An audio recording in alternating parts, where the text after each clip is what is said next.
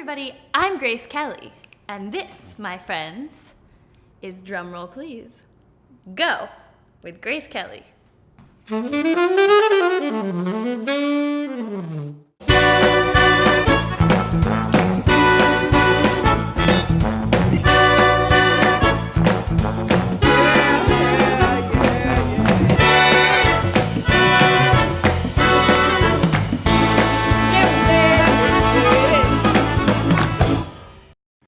Hey guys, today's guest is the coolest dude, Marcus Miller.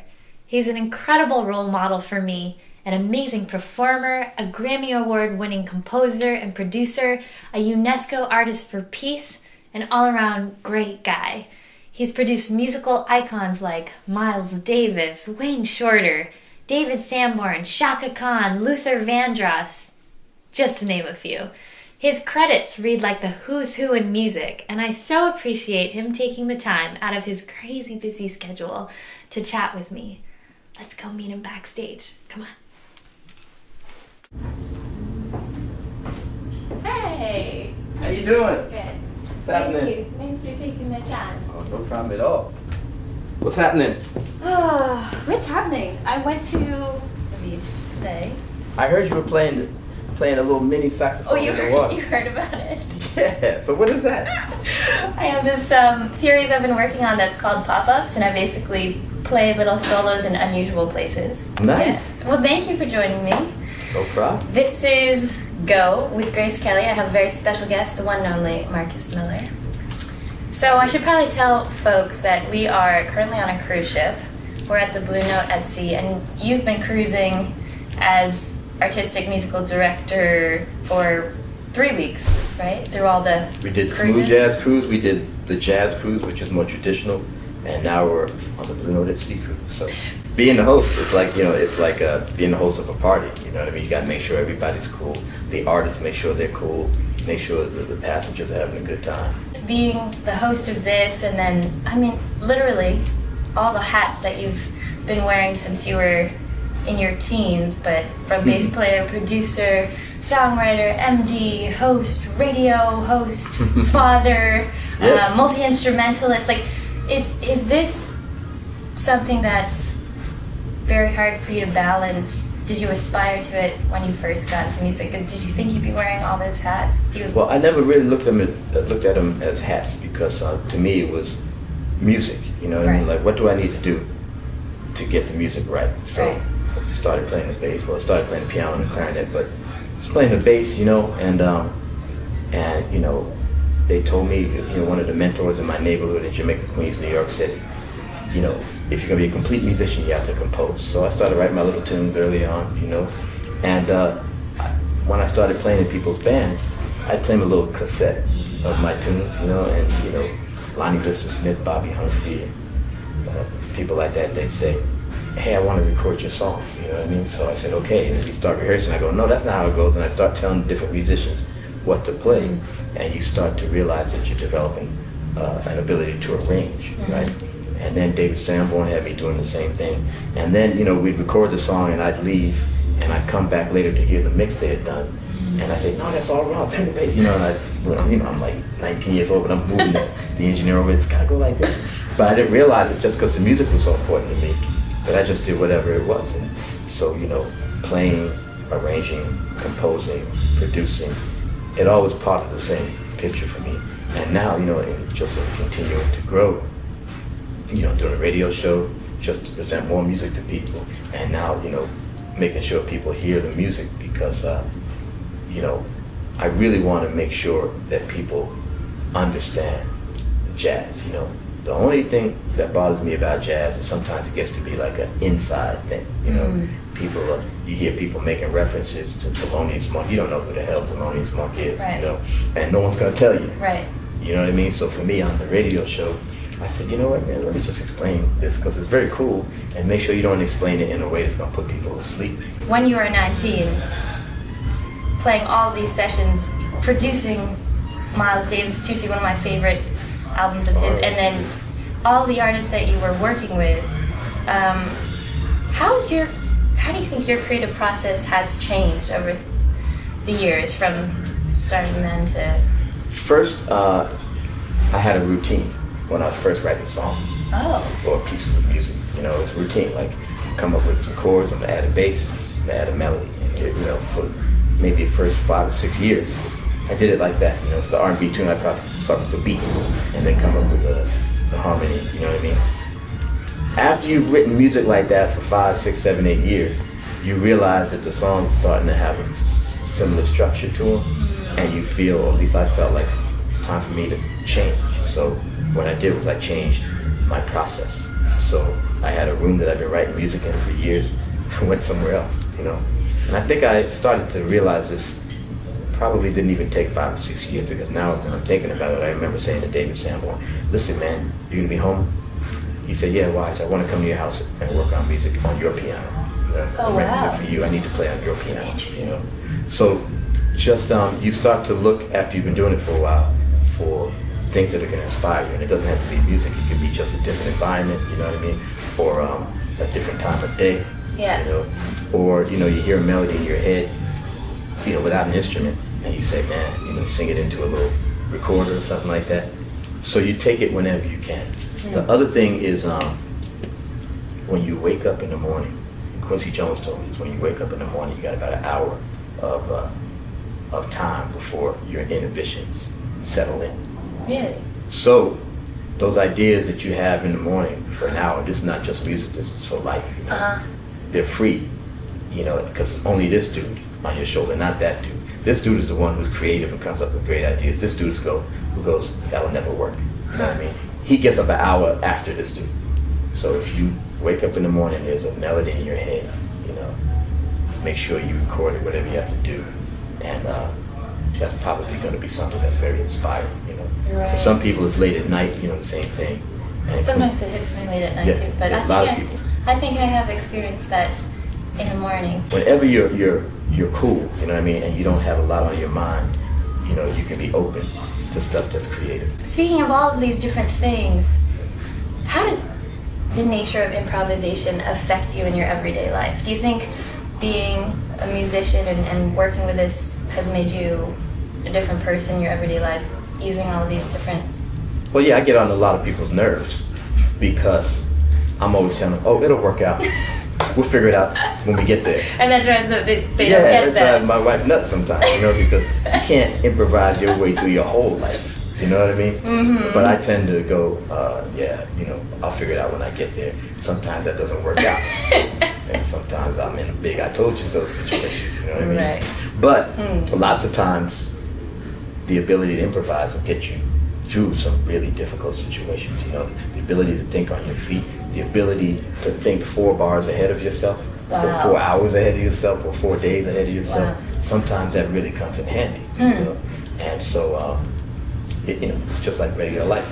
It's a characteristic of my personality that does me well and sometimes gets me in a couple of little jams. But for the most part, I'm very happy that I have the improvisational gene. You know, like for example, working on a movie score. You know, and a lot of guys, composers for movies, they're from the classical world. And they actually write the music out and then they perform it based on having looked at the screen. For me, and I know for Terrence Blanchard, Stanley Clarke, who are all improvisers, we look at the film as we're playing the piano, and we record what we're playing, so we can go, oh, he's about to get in trouble. You know, we're actually like the old silent movie guys. You know, they would have a piano player who just watched the movie. And it's like at the moment. In the movie theater, you know what I mean? The movie was silent, and then the piano player, local guy in the movie theater, would watch the movie and accompany it. And so we do that. Then you go back and refine it. But it's such an honest, emotional reaction to what you saw, right, that there's a good chance that it'll be appropriate. So improvising is a wonderful thing, and it's part of like this African American tradition, man, because it was in the blues, you know, it was in the spirituals. Before that, it was in James Brown. You know, he couldn't perform the same song exactly the same way because he made half of it up right there in the studio. Yeah. You know, and then the hip hoppers. These days, you know, there's so much improvisation. They said Jay-Z doesn't even go in with a pencil and a pad. He just goes and improvises through his music. So it's such a part of that culture that I think it's, we always have to retain that. Right. briefly touched on this when you were answering that last one, but when life does hand you lemons, how do you make your lemonade? Yeah, lots of times, initially early on, there'd be something doesn't go right and it just messes you up. But now, you really, after a couple of things that turned out really cool, when they didn't seem like they were going to be cool at first, because the quicker you can accept the reality and figure out another route, the better off you'll be, What I don't really dig is just going, oh man, it didn't work out, just staying there. That space, it didn't work out, staying in there. It's not a healthy space, and it doesn't help. But if you could just accept it quickly. Herbie Hancock, man, he accepts stuff so fast. Like if Tony Williams decided to not play a full beat back in the 60s with that group that Miles had, rather than Herbie be upset with Tony for not playing the full beat, Herbie says, okay, he's playing half a beat. What can I do with that? He's just instant with that. I've made mistakes playing with him, and I'm looking at him like, you gonna look at me like with the funny face? And no funny face. He's just jumping on it. And then Miles was like that with him. So, and I try to be like that with other people. Just accept what it is and keep on it. Wow. One of the things that always hits me when I listen to your music, and especially, I love, M Squared, Marcus, Renaissance. I really love Aphrodisia. And High Life is like the jam. And what I noticed is, I'm in the shower and I'm like, right. Yeah. It's a handlebar melody. Yeah. How do you know when you've found the melody? Is it all based upon a vocal riff that you originally think of, or do you tweak a lot when you're originally coming up with it? Because it's the melody that just gets stuck. Yeah, well, I tell you come up with a melody, right?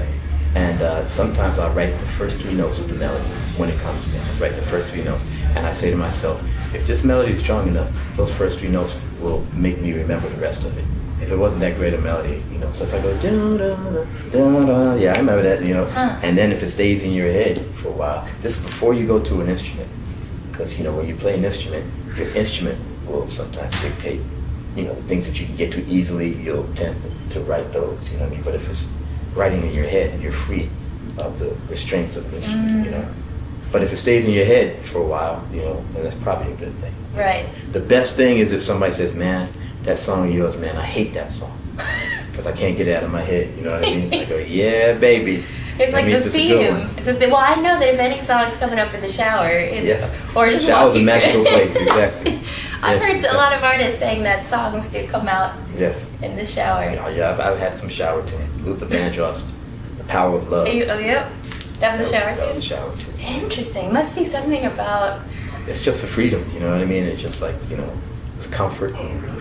It's early in the morning still with your shower. Do you get car songs as well when you're driving? Car songs, yeah. Everywhere now. It used to, like I was saying before, it used to be specific things. Now I just realize that anywhere I am, you know what I mean?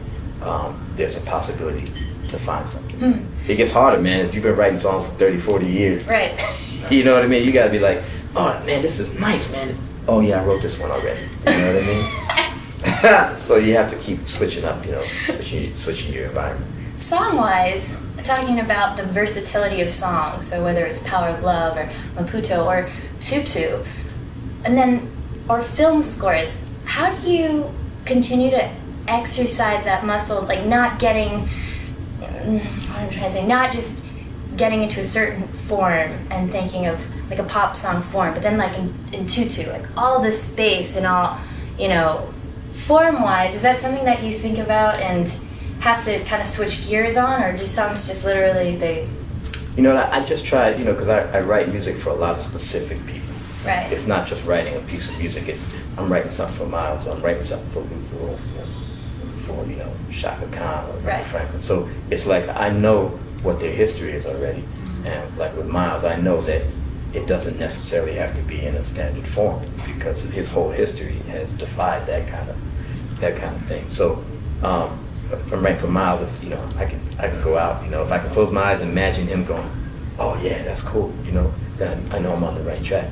Now, with somebody who's an R&B singer, there's certain kind of structures that make R&B work, you know what I mean? So if I'm writing something for an R&B singer like Luther Vandross, I might adhere to a certain structure a little bit more. But in general, I just try to feel what I think the artist I'm writing for can do, what they'll accept. Then if it's me I'm writing for, I was you know gonna what I mean? yeah. I have my, you know, I have to kind of look at myself as a separate person and say, what does that guy, you know, what can he do? You know, and then you got to stretch it, you know, you can't do the same thing for that person every time. So it's a tricky thing, but it's really just you're writing for people's personality. And in the case that when you're writing for you, like in Aphrodisia, and the stories that come from this latest album, like, you know, stories of slavery and freedom, are you thinking of actual, like, are you seeing it in your head, the stories that... Yeah, for that particular album, and I've realized that really helps if you have a mission statement for an album, you know, instead of just writing, you know, 9 or 10 or 11 cool tunes that don't really have any relation to each other. You know, if you give yourself, you know, Aphrodisia has a very strong mission statement, but right. even if you just say, hey man, I want this to be warm, or I want this to be melodic, or I want this to be more acoustic or less electronic, all those little things can keep you in the right kind of frame of mind so that your album has some continuity, you know, and I think that's important.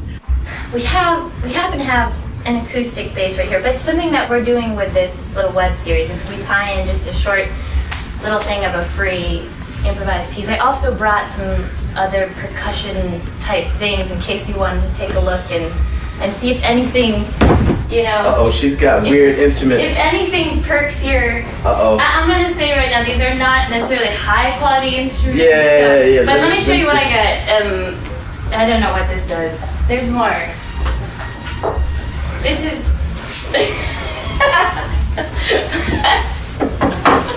And then we have a melodica too, if you want to...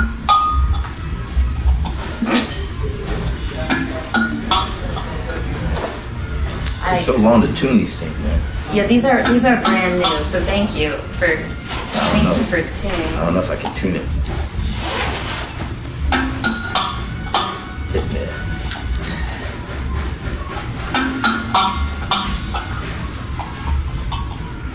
This is the Marcus Miller giving the inaugural tuning.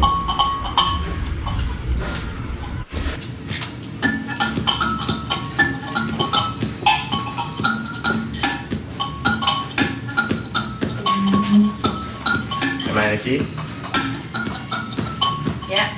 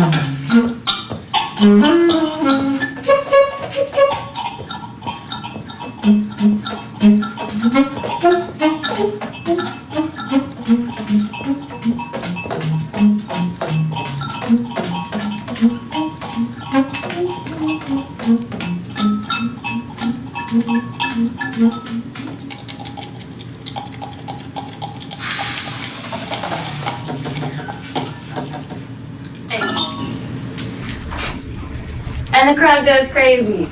The crowd goes, what was that? That's what crowd was goes. that? That's the... We'll have to have a working title. But the verdict on the toad. But that's what it is, a toad. It's a toad. What? This is such a fascinating question to ask you because you were doing so many things, you know, when you were so young, working with all these iconic musicians. What advice would you give your 24-year-old self if you knew everything that you know now? Oh no, I wouldn't say a word, because that's the whole point. Mm. You know what I mean? Like, there's so much and so many things that I played that if I knew better, I never would have played.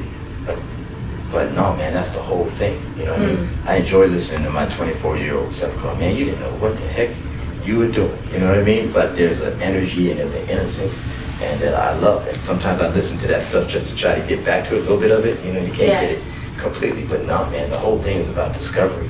It's like, imagine if somebody came to you and said, Grace, this is what's ahead of you. Right? That mess everything up. You know what I mean? What is it all predestined? So you not know what I fun, mean? right? Yeah. Would you give any advice in the non-musical world? Figure out who you are. And that sounds like some corny stuff, but it's so real because music, when you first learn music, you have to learn your scales, you have to learn how to play clean and play the right notes and articulate and have amazing technique, but that's really just your toolbox, right? Mm-hmm. And a lot of people get stuck at the toolbox level, you know what I mean? And what you need to do is take those tools that you've worked so hard to develop and create something with it, you know? Like if it's just like an easel with colors and a brush, okay, that's your technique, that's all the fancy giant stuff you know how to do, okay? Now you gotta paint something. And some people get stuck with, hey man, aren't these some cool tools? Aren't these some cool, hammers and nails? Nobody cares about your hammers and nails. People care. Only people who care about the hammers and nails are other builders. Mm-hmm. You know what I mean? But you got to build something. If you're a guy who makes homes, and somebody pays you to build them a beautiful home, and you build a home, it's all jacked up. You know what I mean? And the roof leaks and there's holes in the floor. The guy's gonna go, this house sucks, man. And you go, look what the tools I used to build it. Man, this is gold plated, man. Right. This is the top of the line, Yeah. Nobody cares, And the people who do really well in anything are the people who realize that you've got to make music. And some people have amazing technique, John Coltrane. But the thing that makes John Coltrane different from all the imitators is that John Coltrane had a higher mission. You know what I mean? He had a higher sense of what he was there to do. It wasn't just, being great on the saxophone. And I think that if I were to tell somebody one thing, figure out who you are and be the best version of that. The other thing we have is when we're young, if you are an alto saxophone player, you can play like David Sanborn in high school, you're the man or you're the woman. You know what I mean? Like people are just like, whoa, man, this kid sounds just like Charlie Parker or just like Cannonball Adderley. That gets you to like the end of college. Right. And then people are like, okay, you're not cute anymore, Who are you? Because in the end, as human beings, all we want to know is, are you somebody who's interesting, somebody that I should pay attention to, And that's not about range, that's not about anything but the story you can tell. So that's very, very important. And I would tell people that, young people that. So inspiring. Thank you for taking the time. I have a little something for you. We're talking about lemons making lemonade, so here's lemon cookies. Loose This is what you can do with lemons. This is an example. This is my guest, Marcus Miller. This is Go with Grace Kelly. Remember, go with the flow and eat some Lucy's lemon cookies. You'll have to let me know if they're good. I will. Thank you so much again. Thank you for tuning in. Bye. So if you enjoyed this, I'd love to hear from you guys. Send me a message on my website, gracekellymusic.com, and consider subscribing to this channel for more awesome stuff like this. Share it with your friends. And hey, while you're on my website, I have a newsletter which is called Grace Notes. You'll get additional exclusive content that you wouldn't even see on my social media. You can also check out where I'll be touring and see if I'm coming to a city near you. And join me as I travel the world. I'll be popping up in cool locations, playing my horn and singing.